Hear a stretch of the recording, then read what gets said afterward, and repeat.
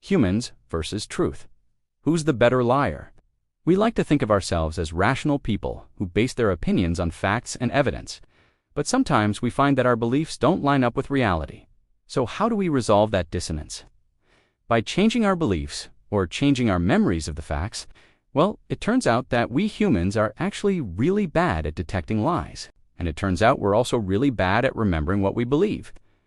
So let's take a look at some ways that we lie to ourselves without even knowing it. Number 1, the availability heuristic.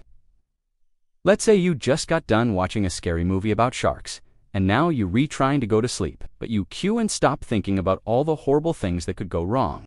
Like, what if a shark attacked you on your way to work tomorrow? What if a shark broke into your house in the middle of the night and ate your face off? You suddenly terrified of sharks, and you haven't even looked at the statistics of shark attacks in your area. Nope, not based on facts and evidence, but your brain is still making a very rational decision. It's simply taking the most accessible information and using that to inform its decision. In this case, the scary movie made the potential danger of sharks much more accessible in your mind. So, you now acting as if it's a real threat. Number 2, cherry picking. Have you ever been in an argument where you were trying to convince someone that they were wrong? You present them with all sorts of facts and data, but they just brush it all aside and say, well, that's not true. Then when you try to explain why those things are true, they just change the subject.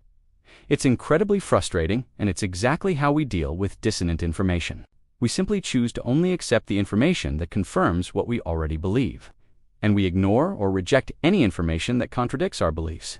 For example, let's say you're a smoker who doesn't think that smoking is harmful, even though there are plenty of studies that show that smoking causes cancer. You might choose to only read studies that claim that smoking is safe or that the dangers are over-exaggerated. Why?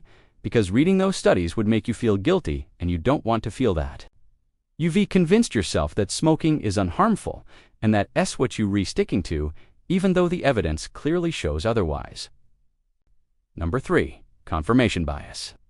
Similar to cherry picking, we tend to seek out information that confirms what we already believe. This means that we're more likely to believe things that are true for us, but not true for everyone else.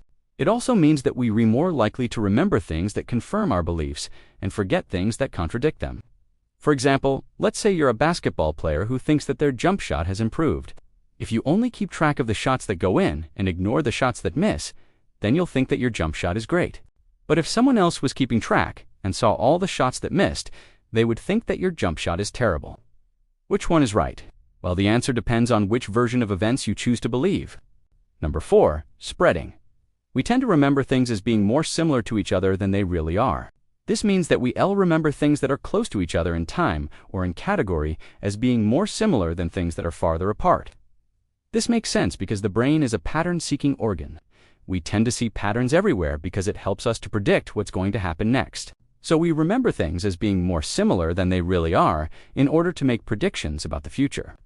But this can lead us to make decisions based on faulty reasoning. For example, let's say that you're trying to decide whether or not to get a pet lizard.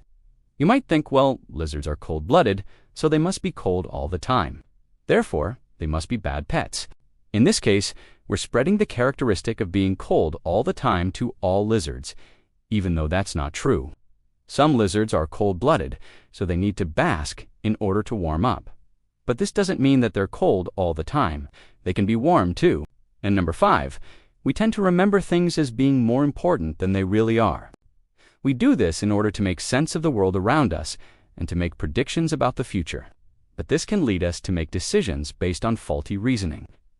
For example, let's say that you're trying to decide whether or not to go to college. You might think, well, everyone says that college is important, so it must be important. In this case, we're taking the opinion of others and treating it as if it were fact. Is college important? Well, it depends on what you want to do with your life. For some people, college is extremely important. They wouldn't be able to get the job they want without it. And for other people, college is completely unimportant. They would be better off learning a trade. So whether or not college is important depends on the individual.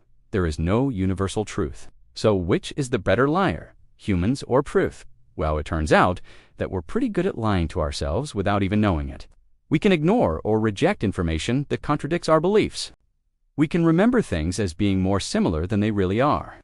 And we can remember things as being more important than they really are. But hey, at least we retrying to make sense of the world around us and to make predictions about the future. That's what's important, right?